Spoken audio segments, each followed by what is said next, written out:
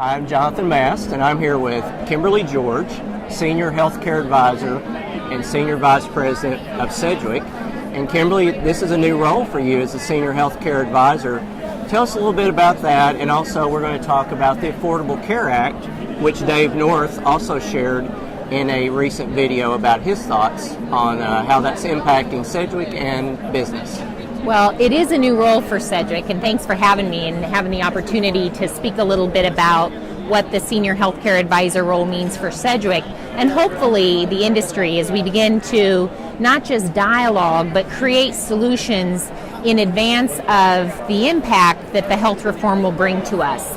So accountable care is really created to improve quality, access, and also reimbursements. And although workers' compensation may not be directly documented in the Accountable Care Act, we will be impacted by accountable care. When the healthcare delivery models are changing, it's impossible for workers' compensation patients to be treated entirely separate. So if we look at accountable care and we say, how do we think that'll impact our business model from a broader perspective, thinking again about access, quality, and reimbursement. The access to care with accountable care is not that physicians won't want to treat workers' compensation. We all recognize it's highly reimbursed in regards to Medicaid, Medicare, and health plan. The access to care is around bringing new uninsureds into the healthcare system and having enough physicians and medical treatment providers to be able to deliver that care. So here's an example with workers' compensation. Today, our injured workers are referred to treatment providers that are typically physicians, and maybe a nurse practitioner or a physician assistant may be within that office to help facilitate the care, but the primary treatment, the diagnosis, the prescriptions, the return to work are really coming from the physicians. And in future healthcare delivery models, we really have to consider nurse practitioners and physician assistants as a part of the global healthcare delivery model. And to even take it a little step further, today the PPOs are contracting directly with a clinic or an individual provider that may or may not be inclusive of nurse practitioners and physician assistants. Payers such as Sedgwick, clients at Sedgwick or elsewhere may think of care for their injured workers specifically around physicians.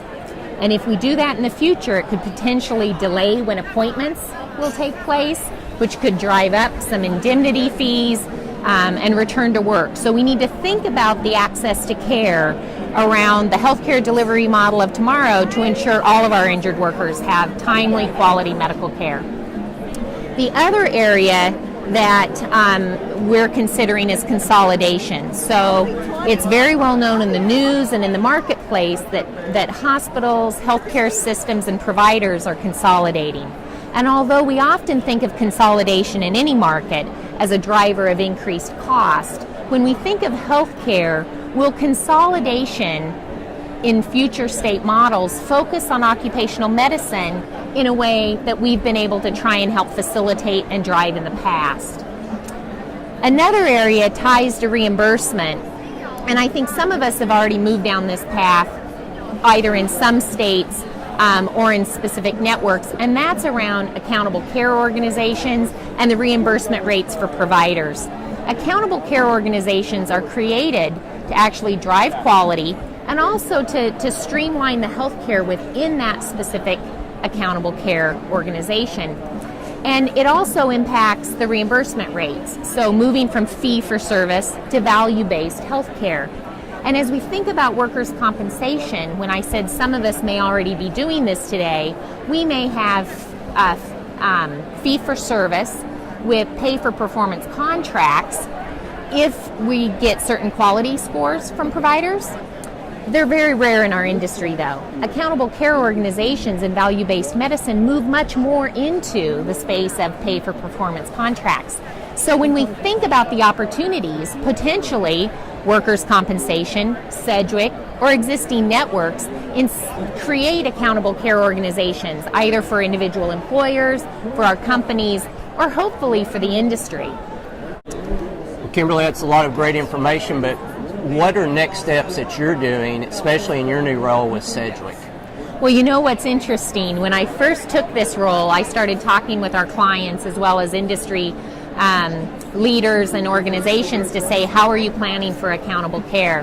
And what I found is there's a lot of discussion, but there's not definition, and there's not really planning. So my hope is to bring industry leaders together, as well as some of the Sedgwick clients, to really help narrow down, do we want to focus on access to care, and our size, we can help influence that, and having conversations.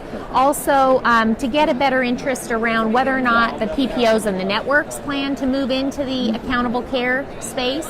You know, when Sedgwick moved into our quality care initiatives and our 5-star network program and provider benchmarking, we first looked to the industry to say, are you willing to build outcomes-based networks? Are you willing to go down the path of health care rather than managed care with us? And when their pace wasn't quite what Sedgwick clients required, we went down the avenue and built that internally. I liken the ACO market to the same. If the industry has a solution that will help us broadly, we want to support that. If not, then possibly that's one of the first action items as far as developing what that means.